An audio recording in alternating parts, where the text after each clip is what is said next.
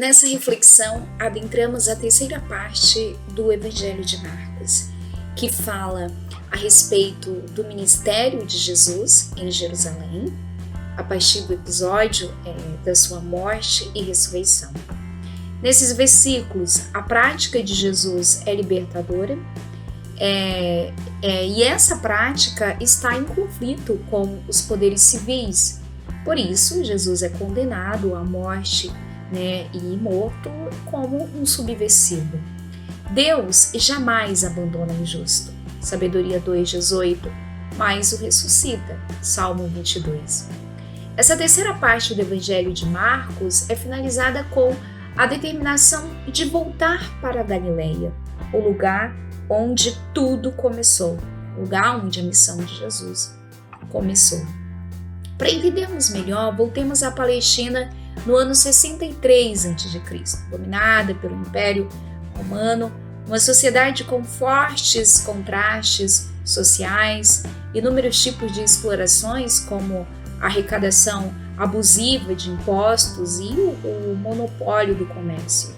O Império, em união com os reis herodianos, promoveu a construção de várias cidades com o intuito de facilitar a administração, o comércio, e também, junto com isso, todas as regalias dadas aos governantes.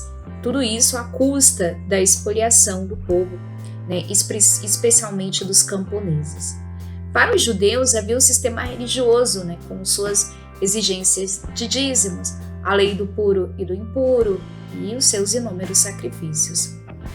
Foi nesse período que as pessoas começaram a se endividar, as famílias eram obrigadas a vender suas terras, perdiam suas casas com isso, perdiam a sua identidade e as suas relações sociais. A situação de empobrecimento e escravidão se tornaram realidades do cotidiano. Muitas pessoas ficaram perdidas pelas praças, pelos mercados, não tinham terra, não tinham emprego. E para complicar ainda mais, a lei do puro e do impuro era muito rigorosa e acabava então por marginalizar e por castigar principalmente as pessoas pobres e doentes. Essa situação ocasionou inúmeras revoltas, principalmente na Galileia, que era a região mais devastada e mais explorada. Foi em meio a esse contexto que no norte da Galileia, 70 depois de Cristo, a comunidade de Marcos escreveu então o seu livro, sobre a vida de Jesus, a sua compreensão sobre a vida de Jesus. Em Marcos temos uma comunidade fortemente marcada pela guerra e pela fome. É o que nós podemos observar. A situação de dor e o sofrimento motivou o reacendimento do nacionalismo judaico, que se pautava na espera de um Deus que viria salvar, que viria libertar as pessoas desses opressores. A comunidade de Marcos, então, apresenta Jesus como o Messias servo, que vai assumir a causa da justiça sem medir consequências. Por isso Jesus foi morto, mas Deus o ressuscitou e ele permanece vivo em espírito. Além do conflito religioso e político, a comunidade enfrentava conflitos étnicos e culturais. O jeito de viver dos romanos e a busca desenfreada de bens, do poder, privilégio, estavam sendo assumidos por muitas pessoas. Ainda assim, mesmo imerso em tanta dificuldade, tanto sofrimento, a comunidade procurava voltar às fontes primeiras do projeto de Jesus. Em Marcos 12, 28b-34, a leitura desse domingo, está inserida na terceira parte do Evangelho de Marcos, como a gente já mencionou no início dessa reflexão, temos um escriba que faz uma pergunta. Aliás, as pessoas faziam muitas perguntas para Jesus. A indagação do escriba não é mais uma, mas tem a ver com algo que preocupa muito as pessoas. Qual é o primeiro de todos os mandamentos? Qual seria a primeira coisa na vida para poder acertar, traduzindo essa pergunta? Jesus responde com muita inteligência, com muita perspicácia.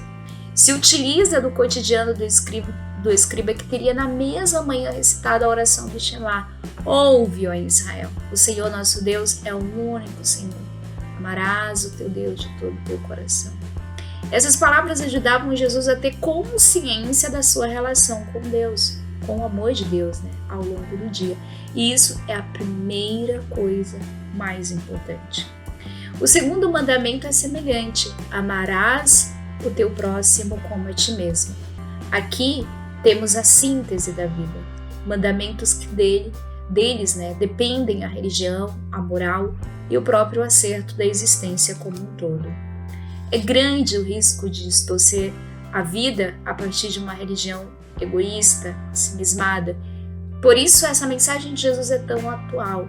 Não existe um âmbito sagrado no qual possamos estar a sós com Deus, ignorando as pessoas. Não é possível adorar a Deus esquecendo os que sofrem.